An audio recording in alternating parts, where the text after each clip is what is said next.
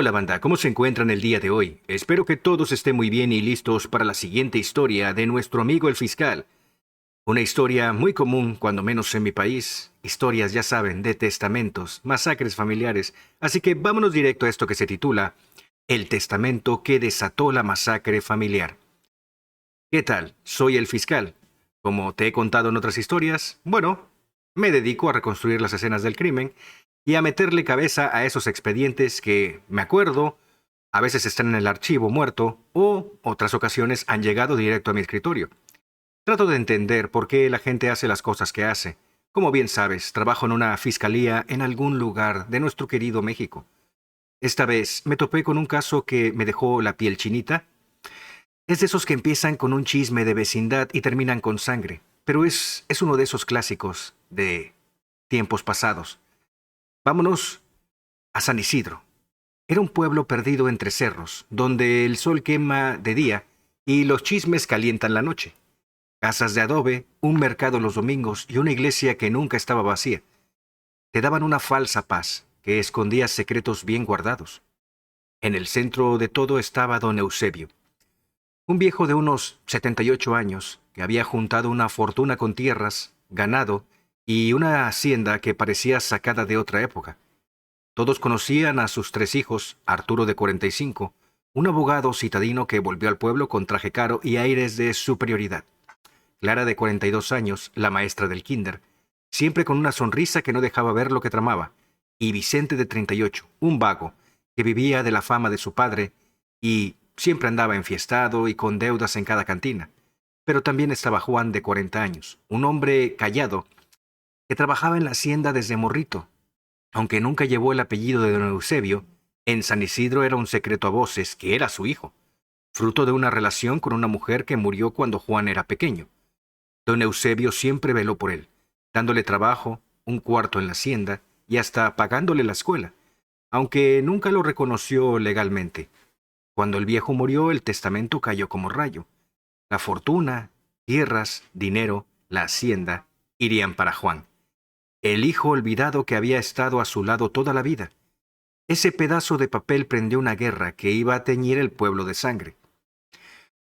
Lo que todos en San Isidro creyeron que fue un infarto, no lo fue, y el expediente lo deja clarito. En sus últimos días, don Eusebio estaba débil, apenas comía y se quejaba de dolores raros, como si le quemara el estómago y le faltara el aire. Juan siempre estaba al pendiente del viejo y notó que algo no cuadraba. Don Eusebio vomitaba mucho y tenía temblores que no eran normales. Preocupado fue a la fiscalía del pueblo a poner una denuncia, diciendo que sospechaba que alguien estaba envenenando a su padre. Pero antes de que pudieran investigarlo, el viejo murió. Según el reporte forense, no fue un infarto. Lo mataron con fosfuro de aluminio, un veneno que se usa para fumigar granos, y que Clara compró en la ferretería del pueblo.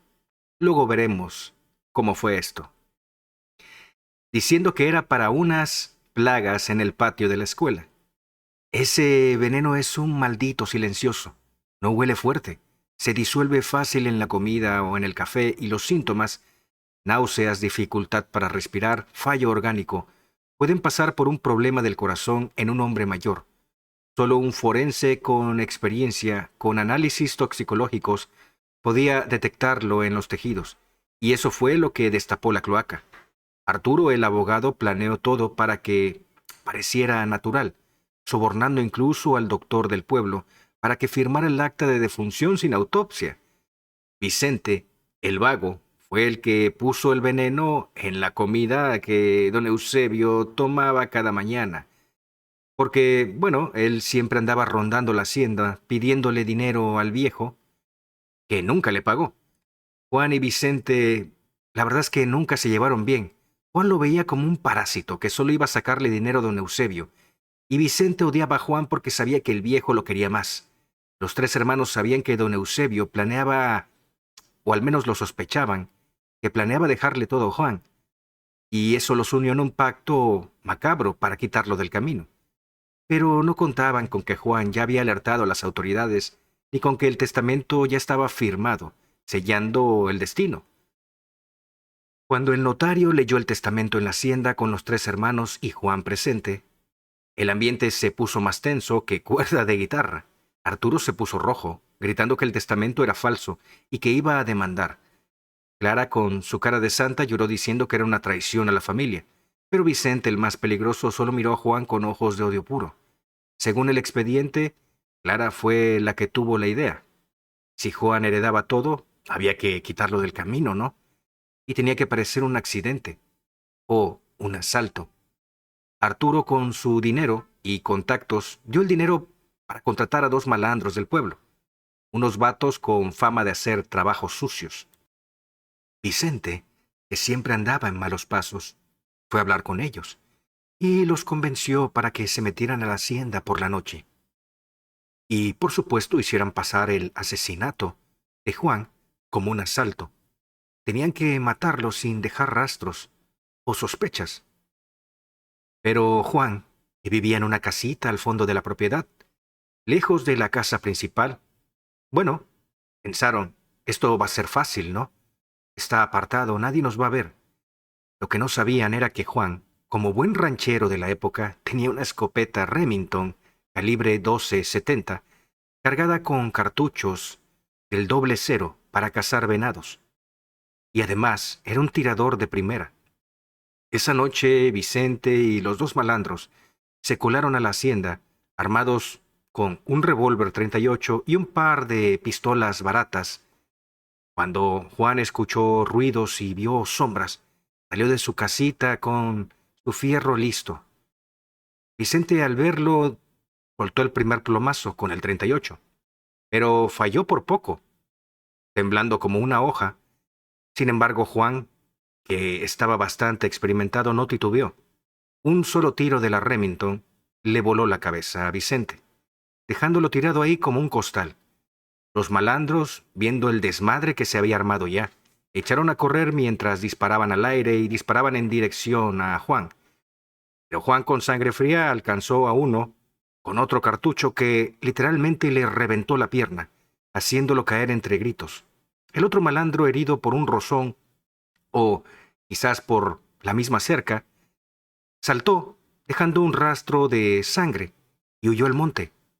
El que quedó vivo, con la pierna hecha a pedazos, cantó como gallo en la fiscalía. Confesó que Arturo y Clara los habían contratado, que todo era para quitarles la herencia a Juan. Y, bueno, los reportes balísticos y las declaraciones de los vecinos que escucharon los plomazos confirmaron que Juan actuó en defensa propia. Así que salió libre rápidamente, aunque, bueno, se quedó con el peso de haber matado a su hermano. La fiscalía no perdió el tiempo después de esa noche de sangre. El testimonio del malandro herido, un vato apodado El Chueco, que no paraba de hablar para salvar su pellejo, fue la pieza que faltaba. Dijo que Clara lo contactó primero, ofreciéndole dinero para darle un susto a Juan, y que Arturo había estado presente y que de hecho había sido él quien había dado gran parte del dinero, asegurándoles que no habría consecuencias porque él tenía arreglado al juez del pueblo. Pero lo que realmente cerró el caso fue el reporte forense que Juan había impulsado con su denuncia inicial. Cuando los análisis confirmaron el fosfuro de aluminio en el cuerpo de don Eusebio, la fiscalía unió los puntos.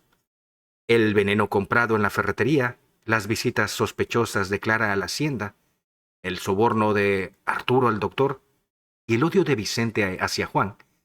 Las órdenes de aprehensión contra Arturo y Clara salieron rapidito. Clara, la maestra que todos veían como una santa, se derrumbó en el interrogatorio llorando y diciendo que solo quería lo que era justo. Arturo, el abogado, intentó jugar al listo, diciendo que no había pruebas. Pero el testimonio de El Chueco y los registros de la ferretería lo hundieron. Los dos terminaron en prisión, acusados de homicidio y conspiración, por una sentencia que los va a tener encerrados por un buen rato. San Isidro, que, bueno, ya estaba revuelto por la balacera, se quedó en shock. La maestra intocable, pura y santa, y el abogado presumido, ahora tras las rejas, mientras Juan, el hijo que nunca tuvo el apellido, se quedó con todo. El expediente dio un último golpe cuando la fiscalía encontró un diario de don Eusebio, Este mismo fue anexado como prueba documental, escondido en un cajón cerrado con llave en la hacienda, descubierto durante un cateo después de la balacera. Solo nosotros en la fiscalía sabemos lo que dice, porque en realidad nunca se hizo público, no era necesario. Pero esas páginas eran puro veneno para los hermanos. Don Eusebio escribió sobre Rosa, la madre de Juan, una cocinera que trabajó en la hacienda y a la que quiso con el alma. Aunque nunca se casó con ella por el qué dirán de la familia, Rosa fue su amor por muchos años, a escondidas, leal hasta que murió en un accidente de carro cuando Juan tenía 6 años. Él crió a Juan en silencio, sin darle su apellido para evitar escándalos, pero siempre lo vio como su verdadero hijo. En cambio, la madre de Arturo, Clara y Vicente, su esposa legal, lo traicionó con otro hombre años atrás y lo había abandonado. Sus hijos crecieron distantes, solo volviendo cuando olían dinero. Rosa y Juan fueron fieles hasta la muerte, escribió el viejo en sus últimas páginas. Y fortuna va a ser para ellos, porque nunca me abandonaron. Ese diario guardado bajo llave en el expediente fue la prueba final que le dio sentido al porqué del testamento, pero también mostró claramente el rencor de don Eusebio hacia sus otros hijos, que lo habían dejado solo en la vida. Juan, con la hacienda en sus manos, supo llevarla como nadie. Había trabajado esas tierras desde morro, conocía cada vaca, cada sembradío, cada rincón de la propiedad, mientras el pueblo de San Isidro seguía susurrando rumores de maldiciones y tragedias. Él puso orden, contrató más gente, arregló la casa principal y hasta empezó a donar comida al mercado los domingos, ya sabes, para la gente humilde y pobre, ganándose el respeto de algunos, aunque otros lo miraban todavía con miedo, como si la sangre de Vicente fuera su sombra. En la fiscalía el caso se cerró con mano dura. Según el Código Penal de los años 70 en aquel entonces, el homicidio calificado de don Eusebio y la conspiración para matar a Juan ya eran delitos graves. Arturo y Clara fueron sentenciados a 40 años cada uno, la máxima pena posible en esos entonces, sin derecho a fianza, porque el juez no tuvo piedad con su traición. Encerrados en instituciones separadas, siempre se culparon y, aunque intentaron salir, se les negó todo recurso. Ya no había salida. El pueblo que alguna vez los vio como la familia perfecta los borró de su memoria. Yo, revisando el expediente, no puedo dejar de pensar en cómo la codicia convierte a la familia en enemigos, en monstruos literalmente, y cómo Juan, el que nunca tuvo nada, se terminó quedando con todo, pero a un costo que quizás nadie envidiaría. No lo sé, cuéntenme ustedes qué opinan. ¿Fue justicia o solo más sangre para una tierra que quizás ya estuviera maldita? Me gustaría leerlos en los comentarios. Bueno, muchas gracias, mi querido amigo, por haber enviado este relato y bueno, yo voy a dar mi opinión al respecto. Esto es más común de lo que piensan, amigos. De hecho, hay memes al respecto, bromas. La clásica de que se agarran a plomazos por tierras. El terreno de la tía, de la abuela, del papá, de la mamá, acaban en estas cosas y sobre todo es muy común que sea en ranchos, en rancherías, en lugares en poblados, apartados. Claro que también puede pasar en la ciudad, pero por supuesto que sí. Pero es más legendario en estos sitios alejados, según de la civilización, ¿no?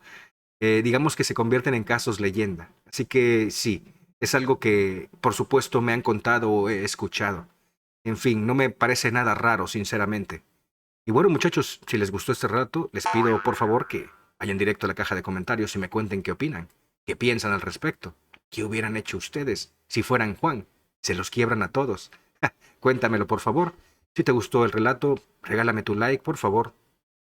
Suscríbete al canal si aún no lo has hecho. Pero sobre todo, comparte esta historia con ese amigo tuyo que está por heredar y no tiene ni idea que no le van a dejar ni los calcetines. En fin, que nos vemos la próxima vez. Adiós.